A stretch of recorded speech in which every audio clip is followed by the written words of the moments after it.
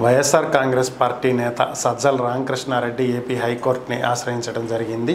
TDP party కేంద్ర కార్యాలయం మీద దాడికి సంబంధించినటువంటి కేసులో ఇప్పటికే పలువురిని అరెస్టు చేసినటువంటి విషయం అందరికీ తెలిసిందే. అయితే ఈ అరెస్ట్ అయినటువంటి వాళ్ళ నుంచి సేకరించినటువంటి వాంగ్మూలాన్ని బేస్ చేసుకుని తనని 120వ నిందితుడిగా చేర్చడం జరిగిందని 41 సిఆర్పిసి సెక్షన్ల ప్రకారం తనకు బెయిల్ పొందేటువంటి అవకాశం ఉన్నప్పటికీ కూడా కావాలనే తనకు బెయిల్ రాకుండా చేయడానికి హత్యాయత్నం సెక్షన్లో పెట్టడం జరిగిందని, కూటమి ప్రభుత్వం అధికారంలోకి వచ్చినప్పటి నుంచి కూడా వైఎస్ఆర్ కాంగ్రెస్ పార్టీకి చెందినటువంటి వారి మీద, కార్యకర్తల మీద దాడులకు పాల్పడటం, కక్ష సాధింపు చర్యలకి పాల్పడటం చూస్తూనే ఉన్నామని, కాబట్టి తనకు ముందస్తు బెయిల్ మంజూరు చేయాలి అని చెప్పి కోర్టుని ఆయన ఆశ్రయించడం జరిగింది.